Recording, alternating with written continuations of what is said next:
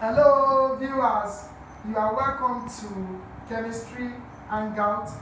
Here the long-awaited 2022 Waec Chemistry Practical is here. So I want you to carefully and dutifully watch this video. If you are new to this channel, please just click on the subscribe button so that when we upload any of our videos, you would be notified. Very, very important.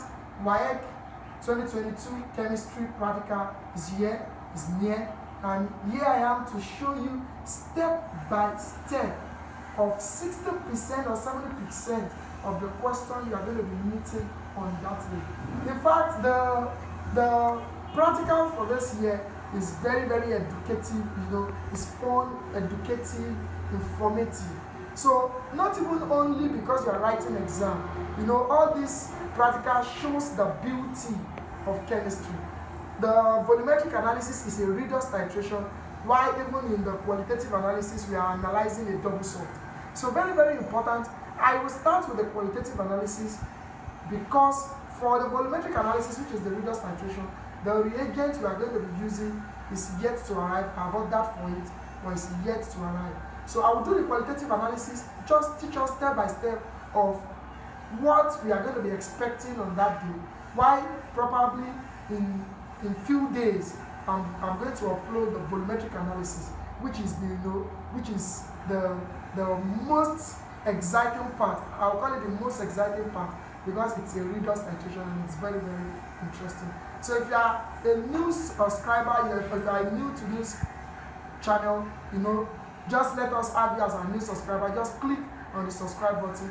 You can share this video, you can like, comment, so that we know how to serve you better. So you are welcome once again, and I'm assuring you, if you have carefully watched this video, then for qualitative analysis, which is the number 2 on the day of your chemistry practical exam, you should not find it difficult. That's the reason why we are here for you.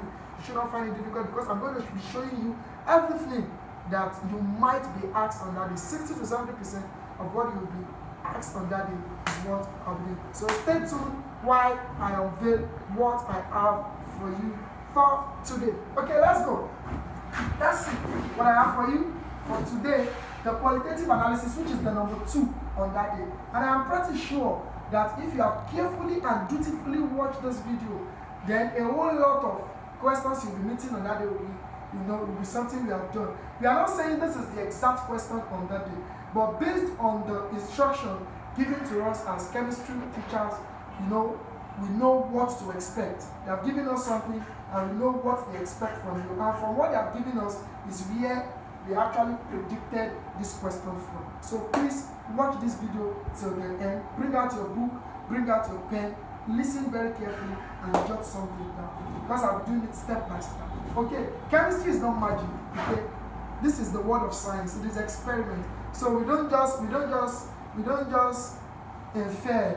We don't just write inferences. There must be what you have observed. And for we to have observed something, it means a test or a reaction has occurred. And that's what I'll be showing you. So stay tuned, guys. Let's see what I have for you for today. Credit will be given for strict adherence to the instructions, for observations precisely recorded, and for accurate inferences. All tests, observations, and inferences must be clearly entered in your book in ink at the time they are made. What are they trying to tell you? A whole lot of students don't read instructions. That is very prevalent for some students, very, very common to some students. They don't read instructions. You just go there and begin to answer questions. No. And that's the reason why they are even telling you here that credit will be given. If you have read the question, if you have read the instructions, it will lead you to carefully observe something, and you will have an accurate inferences because you have carefully observed it. So please, I will advise you, read the instructions on that day. Because when you have read the instructions, it's just like me saying put all of the C into a test tube. That's what I predicted. On that day, they might say put half of C into a test tube. But because you have not read the instructions, just put all of the C and begin to do what they actually did not instruct you to. So for my own, I might start with you adding sodium hydroxide. For them, they might start with you adding potassium dichromate, But all the tests will still be giving you same result, but it might not be you know, it might not be sequential like the way I did mine. Okay, so that's the reason why I'm urging you and persuading you. Read the question. The test remains the same, but the numbering might not be the same based on that or their own question on that day. So please endeavor to read the question. So now it says C is a double salt. Okay, carry out the following exercises on C. Okay, record your observations and identify any gases evolved. State the conclusion drawn from the results of each test. Okay, now comes the question. Put all of C into a test tube. Let's say this is C on that day, just an assumption that this is the C given to you in your various centers. This is the C given to you in your various centers. So I'm using this as C now. This is the C given to you in your various centers. Okay, I put all of C in the test tube. That's what I'm doing currently. Let me just add few so that we can have a lot of things to work with. Let me cover this. Okay, put all of C into a test tube. This is C now in the test tube. Okay, very, very important. We must have our test. Okay, I must have my observation and I must have my inference. The tabular form, the root like this, carefully. Okay, put all of C in the test tube. I have done that. And they said, add about 5 centimeter cube of distilled water. Add about 5 centimeter cube. This is my distilled water. I've already, you know, put my distilled water in my conical flask. So I'll measure about 5 centimeter cube.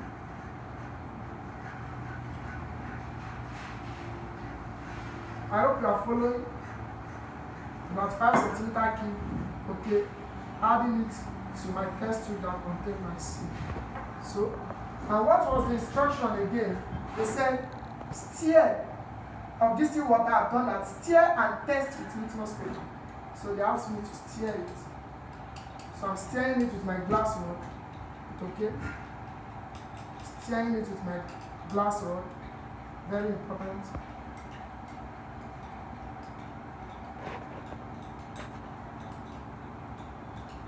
Okay, after stirring, you can see that after stirring, what do I have? First inference, you can see I'm adding a light green solution. C dissolves to form a light green solution. So I have C. Please, all these things are chart mark. C in what form? What is the state of matter of C before you added water? C was in the solid state, you can see it's in the powdered form. So I'll say C in the solid form plus H2O. That's liquid. Okay, now look at it. Look at it. You can see a light green solution. C dissolves to form a light green solution. So I have C dissolves to form a light green solution. I have said that in my video that I uploaded. If you have been watching this channel, if C dissolves to form a light green solution, what is the meaning of that? Meaning C is a soluble salt. The reason why C is a soluble salt is because C dissolves to form a light green solution. You can see that. You can see it dissolves to form a light green solution. You can see light green solution now. Okay, the next side, test with litmus paper. You'll be given your blue and red litmus paper. Okay? Let's test with blue.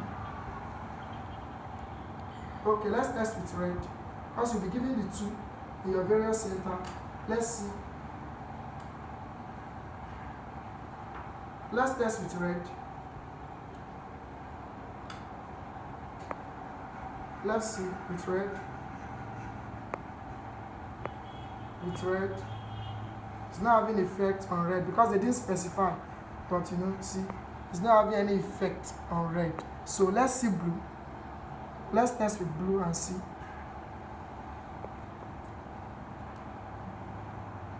This blue, you can see. Let's test with blue. Can you see that? Can you see? Turning the blue litmus paper red. Okay, so plus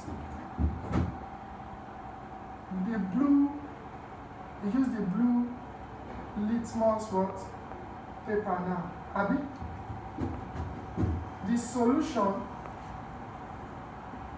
turns blue litmus paper red. And I'm sure in our elementary chemistry, we know that anything that turns blue litmus paper red, that means that thing is acidic. So we can say C solution, the solution is acidic. I hope you are following. The solution is acidic. Why? Because it turns blue litmus paper red. You can see the light green. You can bring the camera very close so that you can see the light green solution. You can see that very light green solution is formed. When I added C, and you are not seeing anything down. It has dissolved everything. That was the reason why I said C dissolves to form a light green solution.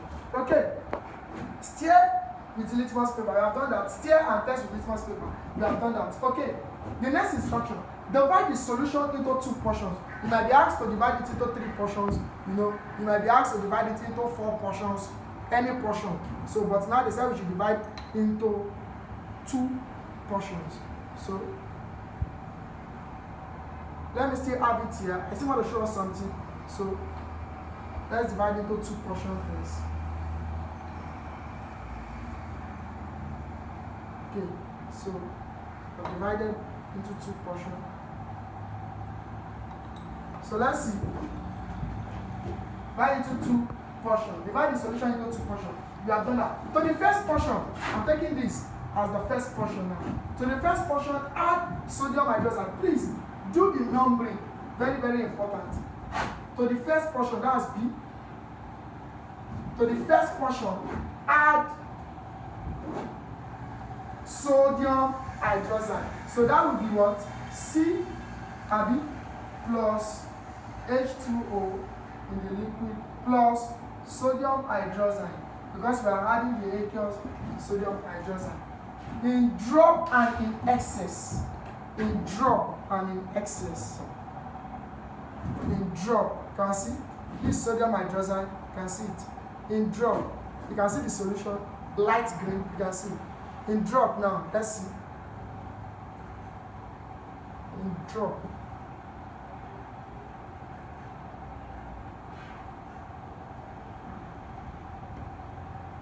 You can see. Can you see?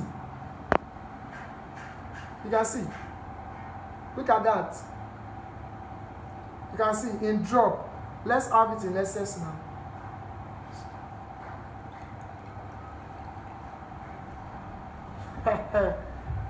Can you see that? You can see in essence now, a dirty green is being formed in essence. So in drop, you have a green, a light green solution observed. Okay? After a light green solution in observed, we know that when you are testing with sodium hydroxide and it's a light green, that means this is what is present. So iron 2 is present. In drop and excess. You can see it. Can you see that? Can you see it? You can see. So we have a light green solution, a dark green, sorry, a dark green or a pale green, a dark green solution formed, a dark green solution formed in drop and in excess. So it means iron 2 is present. They now say eat the resulting mixture and keep it for some minutes. Let's quickly do that. Let's have this. Let me keep it here.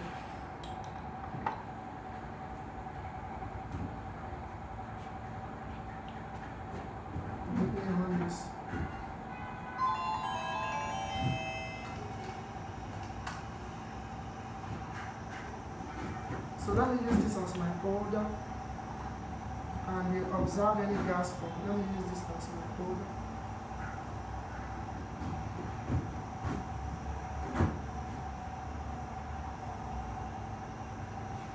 So when you see any gas being formed, you can, wow, you can see like you have something evolving. If you look at it, you can see, meaning a gas is being formed, a gas is being evolved. You can see that. I can just, wow. I'm having a choking smell, plus heat now, plus heat. I'm having what? A gas with a choking smell. Okay. And in my previous video, if you have been following my channel, you should know what this gas is.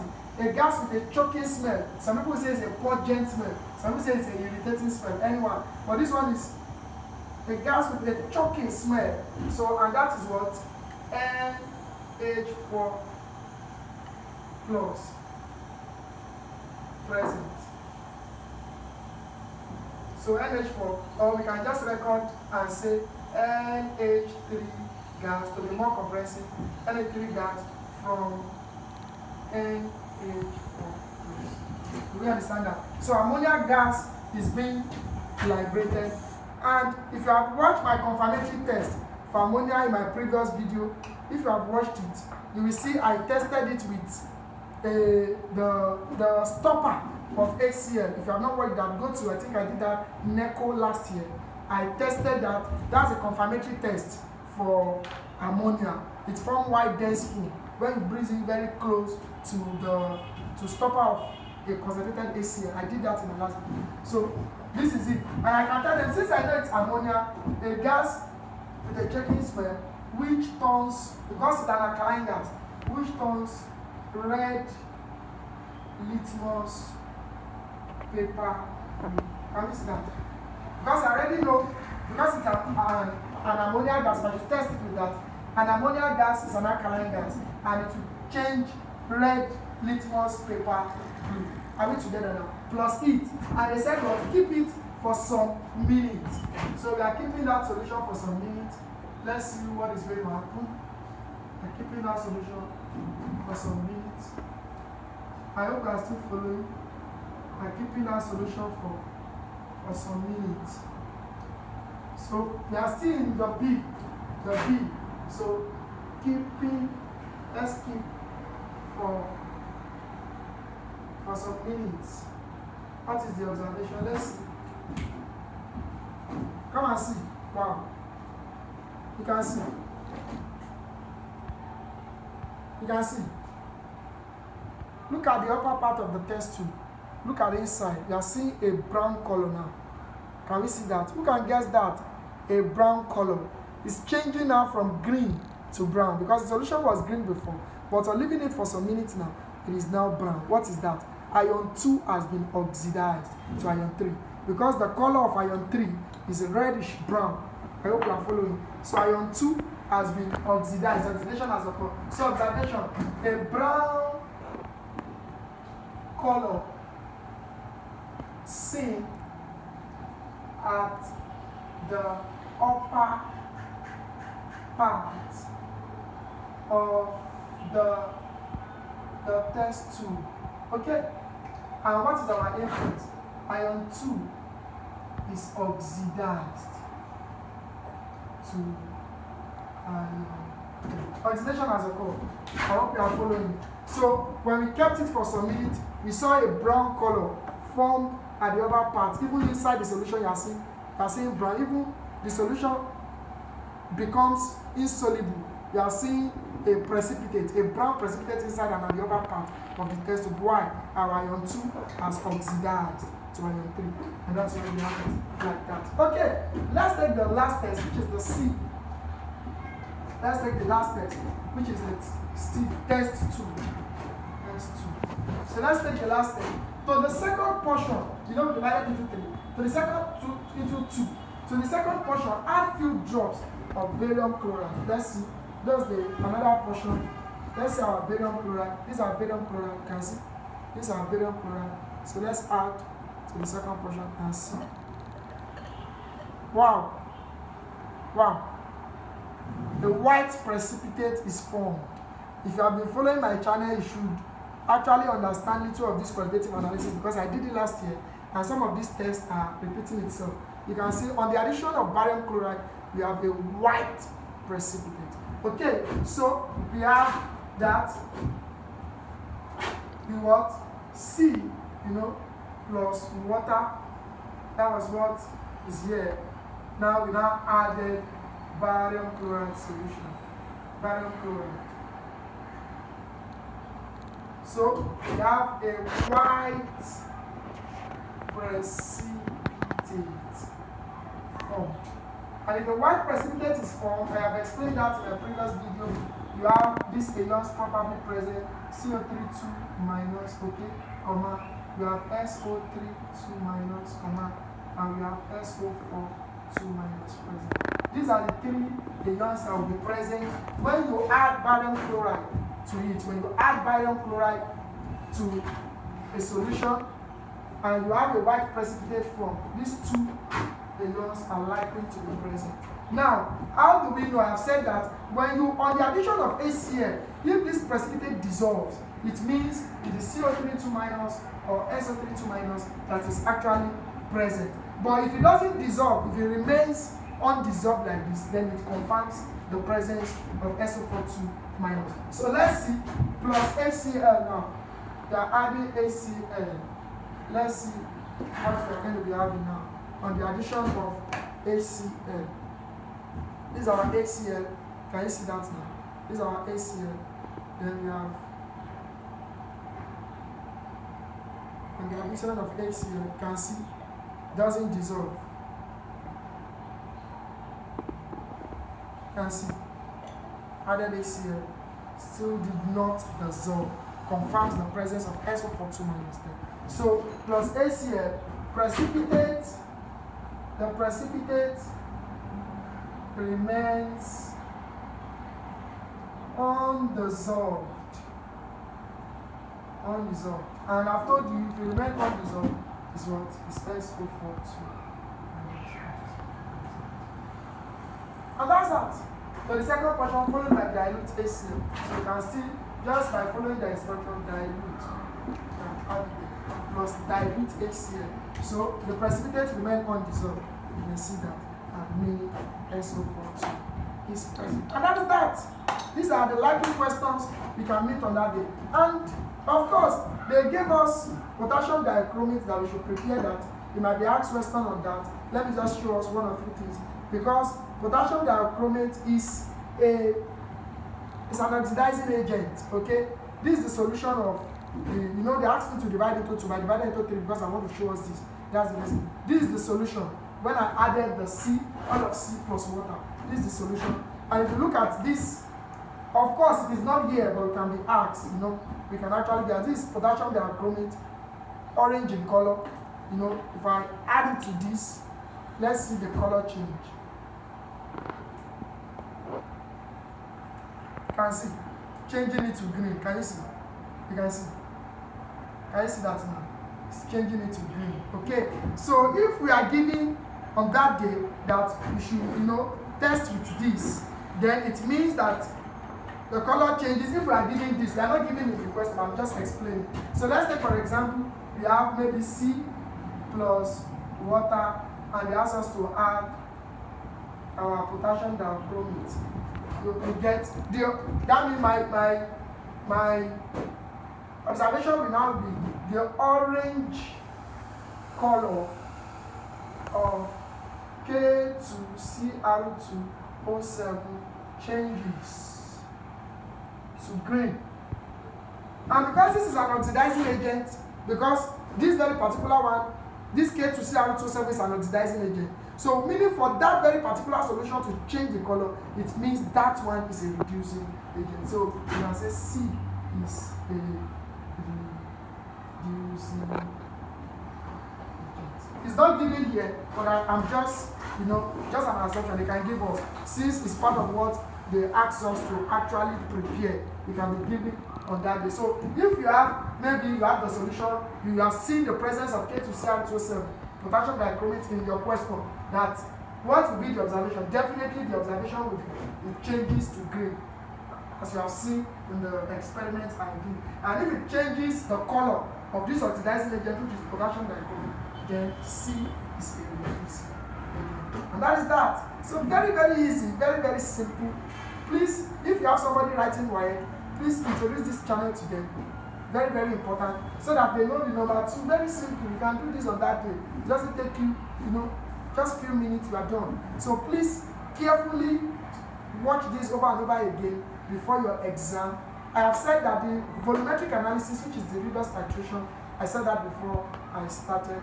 The reagent and your order for the reagent is not here yet. Immediately it comes, I will actually upload the video for the volumetric analysis. If you have any question, use the comment box, okay, to ask me questions, and I will do all possible best to reply your question very quickly. So till when I will be meeting you again, please study this very well. You can share this channel, share the YouTube channel, share the link, give to people, let them see it, so that they know you don't necessarily need examination malpractice for all those exams. You can do them yourself. So just stay glued to our channel till when I will be bringing you the volumetric analysis for Waec 2022 chemistry. Fine, thank you.